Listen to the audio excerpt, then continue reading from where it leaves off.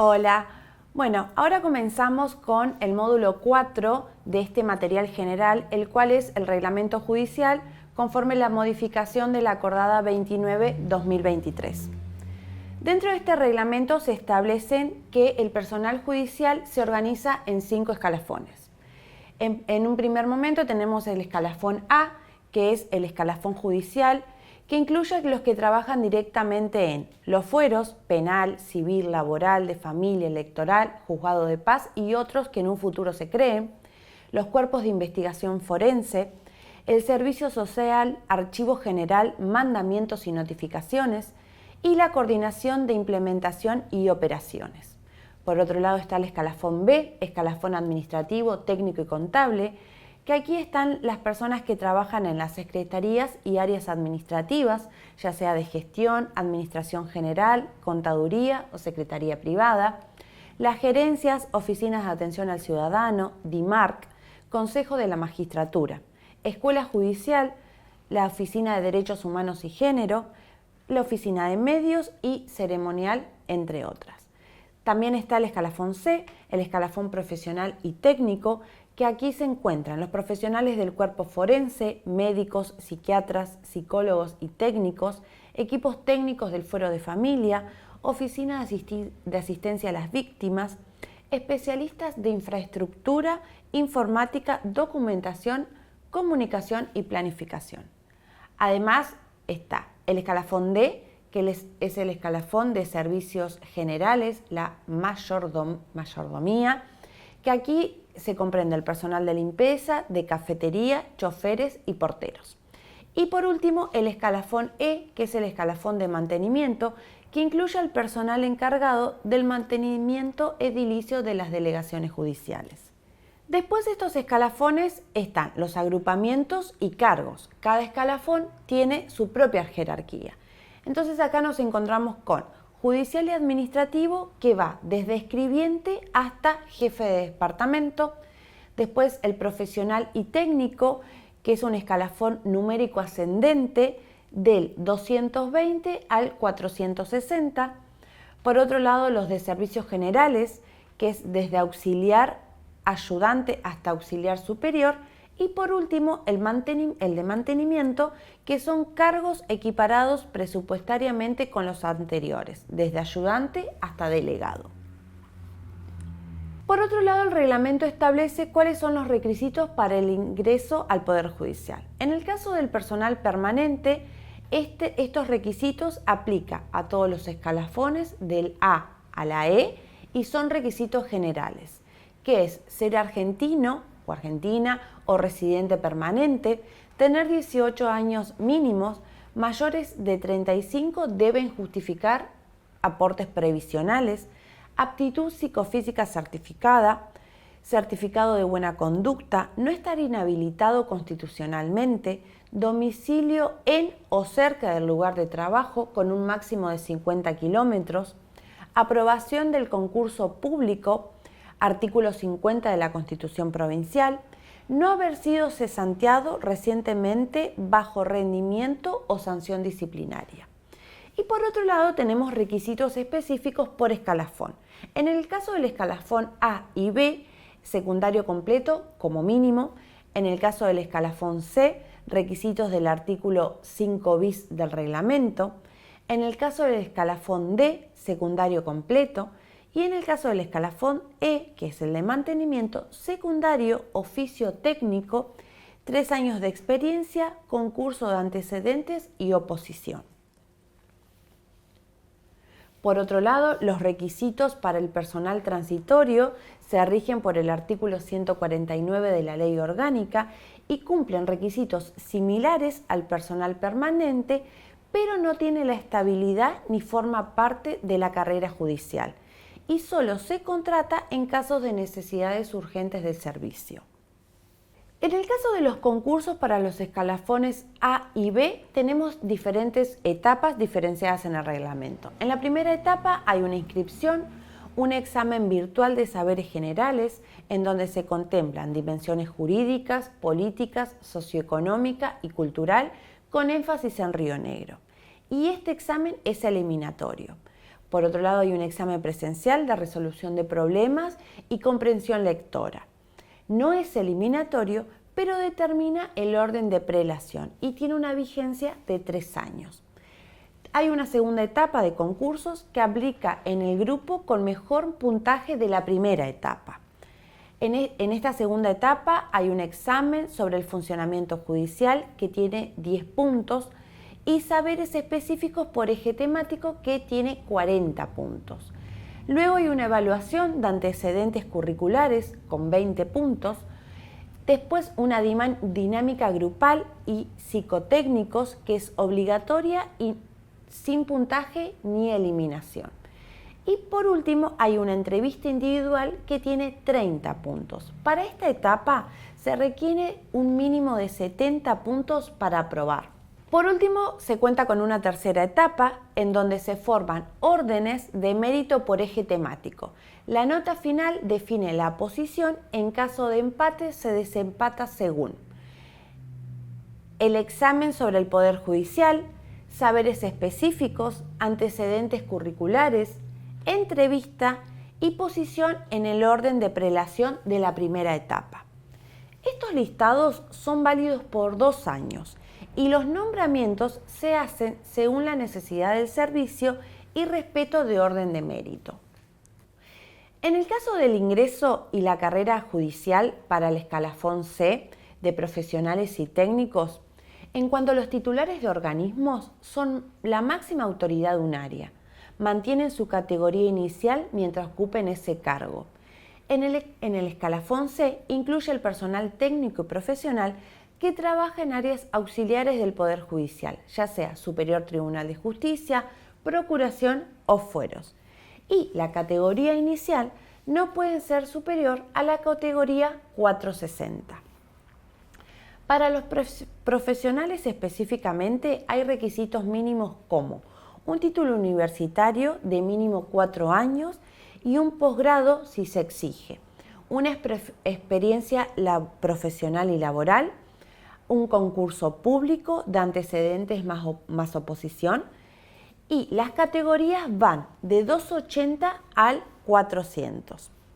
Los ascensos son cada 5 años hasta un máximo de 6 ascensos, sujeto a una evaluación de desempeño, formación adicional entre 100 y 200 horas y de acuerdo al presupuesto disponible. En el caso de los técnicos, los requisitos mínimos son título terciario habilitante, experiencia profesional y laboral, concurso público. Las categorías van desde 220 hasta 280 y los ascensos son cada 5 años por concurso y hasta alcanzar la máxima categoría del escalafón. En el caso del escalafón D, el ingreso es mediante concurso según la necesidad del servicio y el listado de aspirantes tiene una vigencia de 3 años o hasta agotarse. En cuanto a los concursos públicos, son convocados con un mínimo de 15 días de anticipación, se hace una publicación en el boletín oficial y en otros medios y en este caso se debe informar el tipo de concurso, la categoría, el eje, la localidad, dónde consultar las bases y el plazo de inscripción. En el caso de las impugnaciones y recursos, los postulantes pueden impugnar resultados según el artículo 14 del reglamento, que es un recurso de reconsideración con apelación en subsidio. Cada etapa tiene un órgano responsable ante los reclamos. La gestión humana es de inscripción en cuanto a los reclamos de inscripción y órdenes de mérito. La escuela judicial resuelve los reclamos de exámenes generales y específicos. Y la mesa de calificación son las pruebas presenciales, antecedentes y entrevistas. El sindicato judicial puede nombrar un veedor que registre observaciones en las actas y el Superior Tribunal de Justicia puede crear tribunales examinadores y modificar la integración del proceso.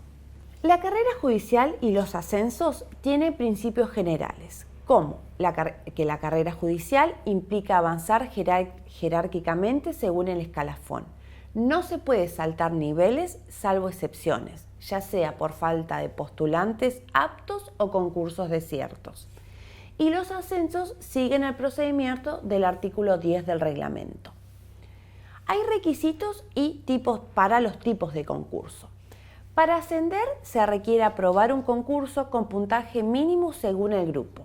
Grupo 1 hasta escribiente mayor con un mínimo de 50 puntos. Grupo 2 hasta oficial mayor con un mínimo de 60 puntos. Y grupo 3 de jefe de despacho a jefe de departamento con un mínimo de 75 puntos. Los tipos de concursos son interno cerrado, solo para personal de grado inferior de la misma localidad; interno abierto, si el cerrado queda desierto, participan también agentes de otras localidades; y externo, esta es la última opción. Si no hay personal interno idóneo o con requisitos especiales, se abre este tipo de concurso. Si un agente gana una categoría en una localidad, debe permanecer mínimo 5 años. Si se pide traslado, baja la categoría, salvo que haya una permuta. En cuanto al reingreso, solo es posible en la categoría mínimo dentro de 1 año desde la renuncia. Se requiere cumplir requisitos de calificación, artículo 12 en el caso del grupo 2 y 3, un examen de actualización, un examen psicofísico. Y si pasó más de 1 año, el Superior Tribunal de Justicia puede permitirlo discrecionalmente, sin que se genere un derecho adquirido. En cuanto a la estabilidad, se adquiere tras los 6 meses del ejercicio efectivo en un cargo permanente del Poder Judicial. En cuanto al egreso, el agente cesa por jubilación, renuncia, fallecimiento u exoneración o cesantía con sumario previo. También está la intimación a jubilarse. Cuando el agente cumple requisitos para jubilación ordinaria o prestación básica universal, puede ser intimado. Desde la intimación puede seguir trabajando máximo 1 año o hasta obtener el beneficio, lo que ocurra primero. También se aplica si el agente solicita voluntariamente jubilarse. El reglamento también establece un procedimiento disciplinario, el cual tiene por objeto determinar las faltas disciplinarias y las responsabilidades que tengan los agentes frente a hechos concretos. Esto aplica al incumplimiento de normas legales y éticas y está instrumentado por el Superior Tribunal de Justicia y otros órganos según la Constitución Provincial y la Ley Orgánica. El ámbito de aplicación en donde se lleva adelante este procedimiento alcanza todo el personal judicial, ya sea permanente, transitorio, magistrados, funcionarios y empleados, incluso los pertenecientes al Ministerio Público. Los excluidos son aquellos funcionarios con un régimen disciplinario propio del Ministerio Público. Este régimen establece principios del procedimiento, que son un sumario previo con una investigación administrativa para establecer hechos y autores, defensa y debido proceso, derecho a ser oído, con prueba y asistencia letrada, inocencia y resolución fundada en caso de duda a favor del sumariado, carga de la prueba recae en quien la instruye, no autoincriminación, se puede guardar silencio, y el non bis in idem, que no se puede sancionar 2 veces por lo mismo. Los plazos se computan en días y horarios hábiles administrativos, puede ampliarse con resolución fundada y el vencimiento del plazo no extingue la acción disciplinaria. Las notificaciones son por cédula o personalmente y es válido el domicilio laboral, el correo institucional, el domicilio del legajo o constituido para el trámite específico. En cuanto a la potestad disciplinaria, los órganos competentes son el Superior Tribunal de Justicia, que es quien controla y sanciona, y hay otros órganos habilitados por el artículo 27 de la Ley Orgánica que también pueden sancionar dentro de sus límites. Los tipos de sanciones que se prevén en esta potestad son correctivas, como la prevención, el apercibimiento, la multa o la suspensión, y las expulsivas, como la cesantía y la exoneración. Las faltas disciplinarias, la ley, el reglamento establece 23 faltas específicas. Yo les voy a nombrar algunas, en donde está la violación de inhabilidades, incompatibilidades o prohibiciones, el incumplimiento de los deberes, la mala conducta, desórdenes, falta de respeto, declaraciones o actos que afecten la imagen o imparcialidad del Poder Judicial, discriminación, violencia laboral, uso indebido de licencias, abandono de funciones y delitos dolosos, entre otras. ¿Cuáles son las sanciones aplicables? Para el caso de las magistradas y los funcionarios judiciales tenemos la prevención y el apercibimiento. Si la falta es grave, el Superior Tribunal de Justicia la eleva al Consejo de la Magistratura para su destitución o inhabilitación. En el caso de los empleados o los funcionarios de ley, está la prevención, el apercibimiento, la multa de medio a 20 juz, la suspensión hasta 60 días sin sueldo, la cesantía y la exoneración. Luego se prevé una graduación de la sanción, donde se evalúan la gravedad del hecho, la participación del implicado, el impacto en el servicio, el daño a la imagen institucional y los antecedentes disciplinarios que tenga la persona. También se cuenta con un registro de sanciones, que lo lleva la Auditoría Judicial General. Las sanciones caducan a los 5 años, salvo cesantía y exoneración, y luego de caducar no cuentan como antecedentes. Hay otras medidas no sancionatorias, que cuando no hay falta, pero sí hay un daño al servicio o a la imagen, se pueden aplicar. En este caso tenemos como medida recomendaciones que el efecto es la formación, la conducta o la adecuación, y por otro lado los llamados de atención, cuyo efecto es la no sanción y no se registra tampoco. Ambas son dispuestas por una resolución fundada y no se registran ni se computan como antecedentes. El reglamento disciplinario establece un inicio y denuncia. Las investigaciones disciplinarias se inician de oficio o por denuncia. Cualquiera persona puede denunciar hechos que constituyen faltas ante diversos organismos judiciales, incluso la Auditoría Judicial General. Las denuncias pueden ser escritas, electrónicas o verbales y deben contener datos del denunciante, relato claro de los hechos, identificación del denunciado, prueba y firma. Las denuncias se ratifican si fueron enviadas electrónicamente. Hay una investigación preliminar que puede ordenarse para verificar la verosimilitud de los hechos, con un plazo de 60 días prorrogable con prórroga fundada. Concluida esta investigación, la auditoría puede recomendar archivo, sumario o medidas como recomendaciones o llamados de atención. Luego, en caso de que se dé inicio, se comienza un sumario disciplinario. Lo ordena la Presidencia del Superior Tribunal de Justicia o un juez delegado. Es instruido por un auditor, asistido por un secretario designado. Se notifica al sumariado con derecho a defensa y designación de un abogado. Puede haber una recusación y una ampliación. El sumariante puede ser recusado por diversas causas como parentesco, enemistad, interés, etc. Y se puede ampliar el objeto del sumario por hechos nuevos que estén relacionados.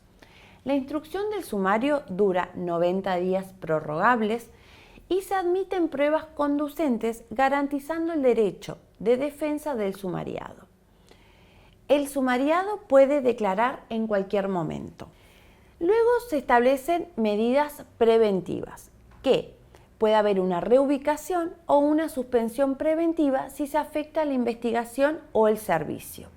La conclusión del sumario es: si hay méritos, se formulan cargos con detalle y si no lo hay, se propone el sobreseimiento.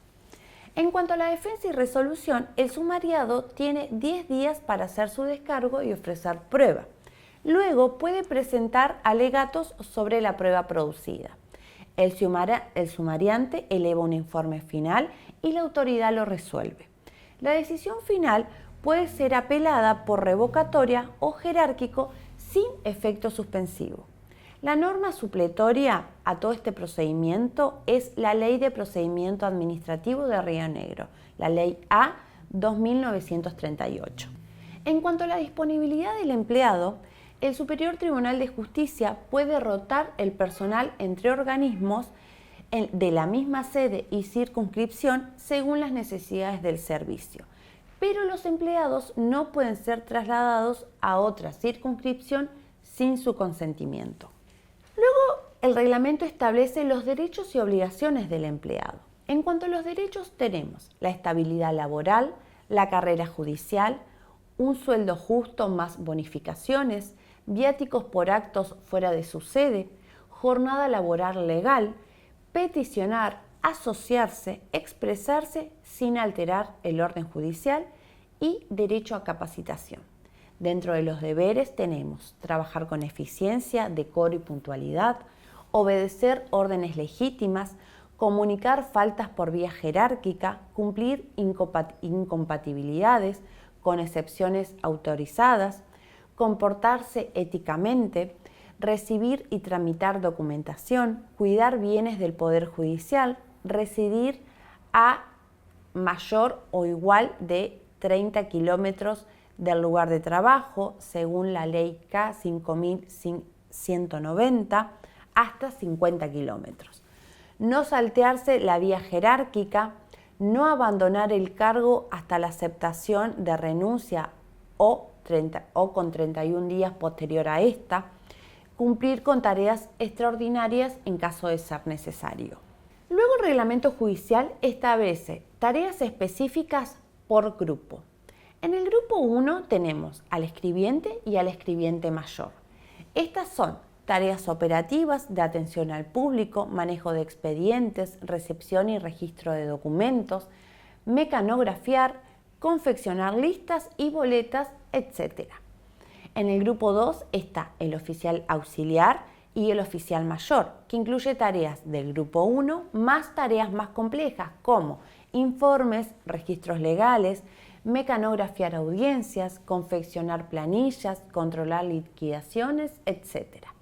Dentro del grupo 3 tenemos el jefe de despacho a jefe de departamento, que incluye todo lo anterior más supervisión general, redacción de providencias, control de asistencia y productividad, búsqueda de jurisprudencia, distribución de trabajo y coordinación con Caja Forense o Superior Tribunal de Justicia. También el reglamento establece un trabajo a contraturno, que los jefes de despacho o superiores deben trabajar al menos 2 horas extras diarias sin pago adicional, salvo que el organismo esté al día. Luego se establecen prohibiciones específicas.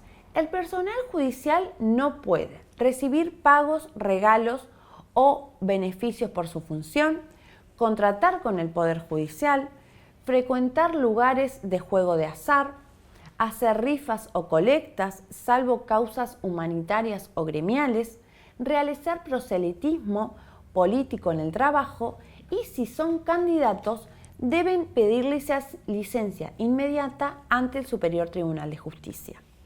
En cuanto a las retribuciones y beneficios, los empleados judiciales tienen derecho a percibir sueldos según lo establecido por las leyes vigentes.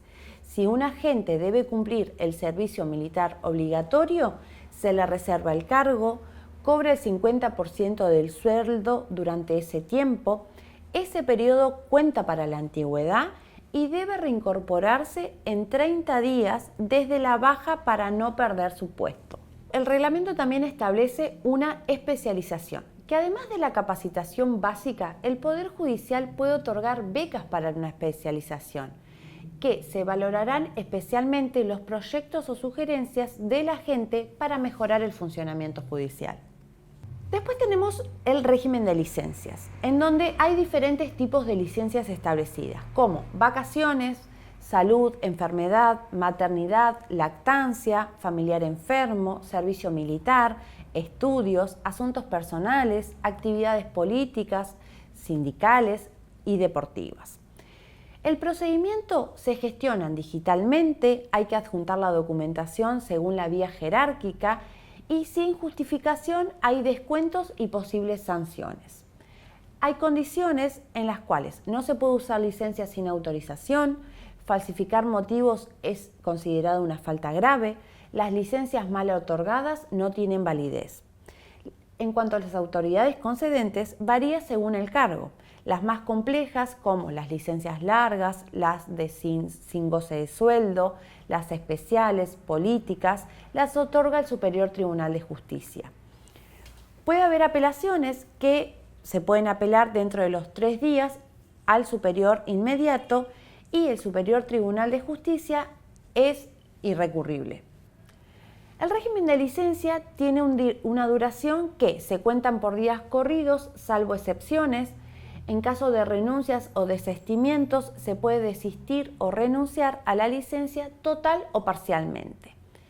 Y en el caso de un fallecimiento del agente, sus derechos habientes cobran las licencias no gozadas. El reglamento también establece lo que sucede en el caso de los recesos judiciales. Hay una compensación. Si se trabaja en enero o julio, se compensa con días hasta el 31 de marzo en el caso de enero o el 31 de septiembre en el caso de julio. Los turnos, las autoridades deben programar turnos con 15 días hábiles de anticipación. En cuanto a las interrupciones, las vacaciones pueden interrumpirse por necesidades de servicio, maternidad o enfermedades graves de más de 10 días. En cuanto a la antigüedad, se requiere 6 meses de antigüedad para el receso completo. Si no, se otorga un proporcional. Quienes vienen de otro poder judicial pueden conservar días completos. La liquidación, los recesos. En enero es igual por año anterior. En julio es igual por semestre previo. Y si se cesa, se paga la parte proporcional, 3,5 días por mes trabajado. Sin goce de sueldo, no se cobra durante la feria si coincide con la licencia sin goce de sueldo. La compensación, no se pagan licencias no usadas, salvo en caso de fallecimiento del agente. Después se establecen licencias específicas con su duración y los requisitos o las observaciones. En cuanto a la licencia de enfermedad por corto tratamiento, tiene hasta 45 días con goce por un año calendario, más de 10 días con o sin goce según el dictamen y un máximo de 15 días por vez. Aquí se necesita un certificado médico en sistema, justificar en 3 días al regresar y un control médico obligatorio habiendo sanciones por falsedad.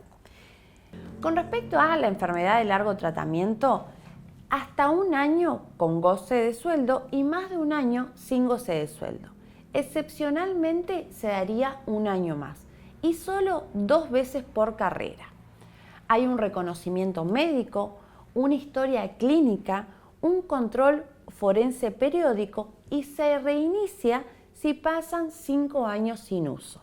En lo referido a la incapacidad mayor a un 66%, puede ordenarse el inicio de un trámite jubilatorio anticipado y debe haber un dictamen de una junta médica.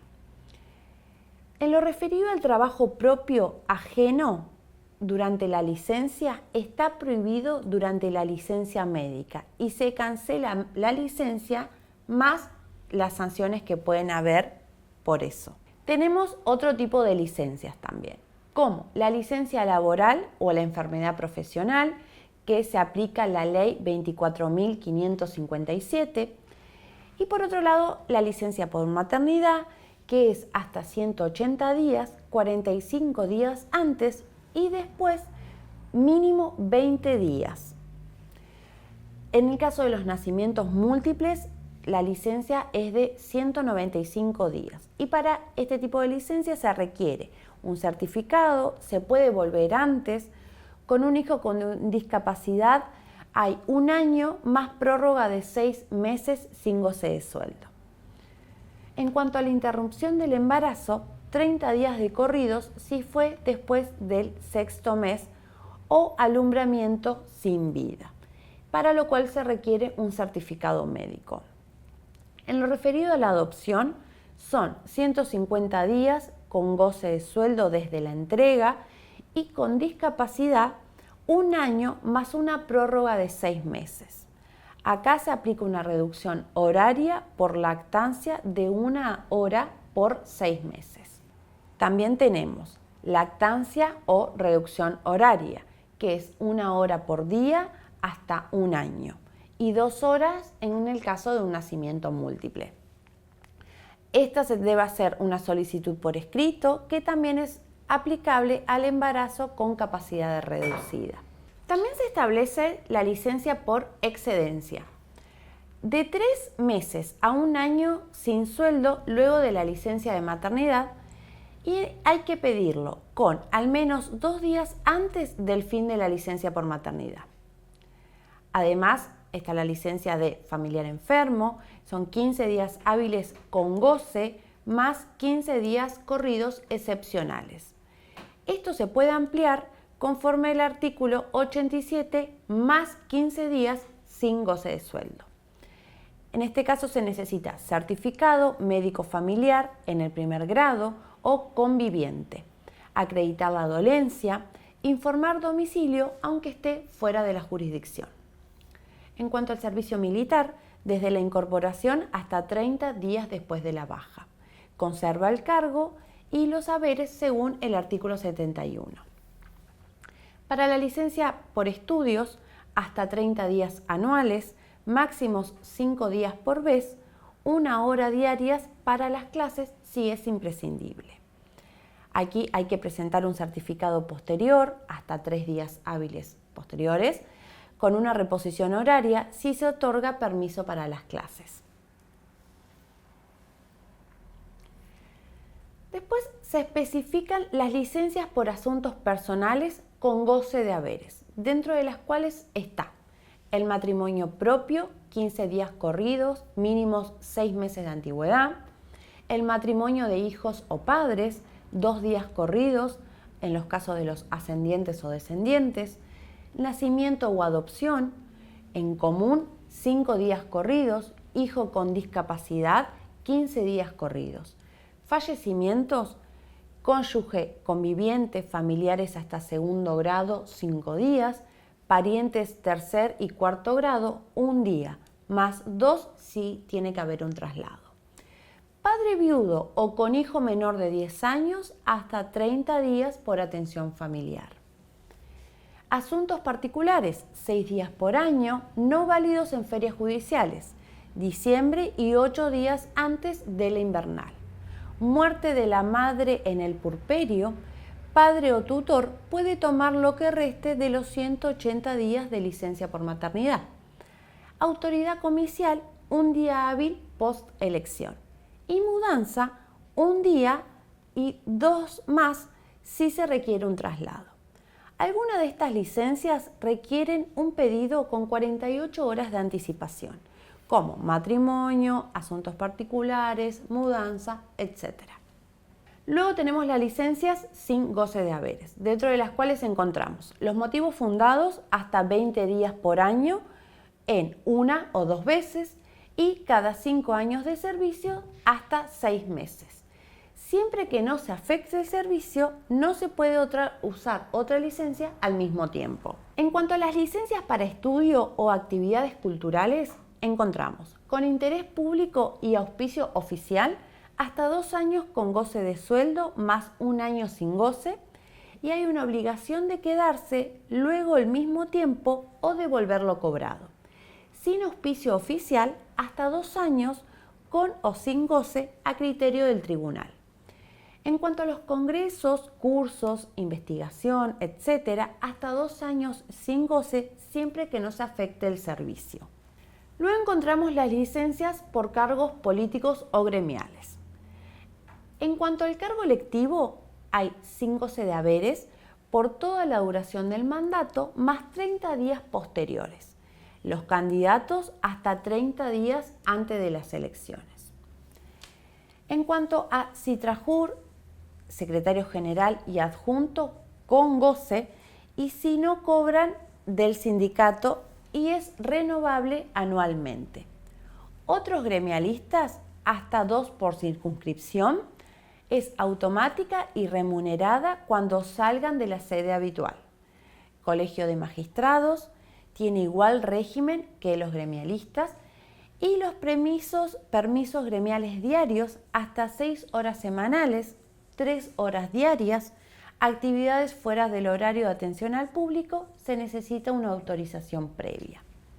Para la licencia deportiva, para deportistas, técnicos, árbitros que compitan oficialmente, hasta 30 días por año. También puede usarla uno de los padres si el deportista es menor.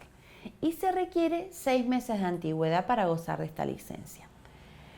Luego, las licencias excepcionales son situaciones no previstas de emergencia grave, hasta 1 año con o sin goce, las otorga el Superior Tribunal de Justicia o el Procurador General mediante una resolución fundada. El reglamento también establece qué pasa cuando hay inasistencias o impuntualidad. Se considera impuntualidad la llegada después de las 7:30, que es el horario oficial de entrada. El reglamento establece también una obligatoriedad de permanencia en el lugar de trabajo, quedando prohibido retirarse o ingresar fuera del horario, salvo en los casos excepcionales, en donde el máximo es 1 hora por permiso y 4 horas al mes, lo cual debe estar autorizado por el secretario o el jefe superior inmediato. Para los agentes o las personas que trabajan sin reloj, deben registrar permiso en un libro foliado. Aquellas personas que trabajan con reloj deben registrar el ingreso o la salida y presentar un permiso firmado. Y el retiro sin justificaciones implica el descuento de un día de sueldo y posibles sanciones. Los traslados. Existe la permuta, que es solo entre agentes con una misma categoría, con consentimiento mutuo y visto bueno de los jefes. Está también la integración familiar, que puede proceder si hay cargo vacante igual o inferior. Está también el traslado sin reposición, que es posible si no afecta el servicio de justicia. Y por último, el traslado de los funcionarios de ley, que es una evaluación por caso por caso, por el Superior Tribunal de Justicia. Los recursos y administración. Las decisiones del Tribunal de Superintendencia se pueden recurrir por reconsideración a los 10 días, dentro de los 10 días. Y agotada esa vía, se puede acudir a la justicia. Luego tenemos a la Superintendencia Judicial, que las funciones de estas son: puede delegar funciones a jueces o cámaras de cada circunscripción. Cada juez delegado tiene a cargo el control, asignación de personal, uso de vehículos, bibliotecas, informatización y subrogancias, etc. Las cámaras pueden ejercer algunas funciones internas del fuero ad referendum del juez delegado. Las decisiones deben ser informadas al Superior Tribunal de Justicia en 72 horas y el presidente del Superior Tribunal de Justicia puede ordenar, complementar y publicar las normas judiciales. Esto ha sido el módulo 4 del material general, lo referido al reglamento judicial. Espero les sea de mucha utilidad.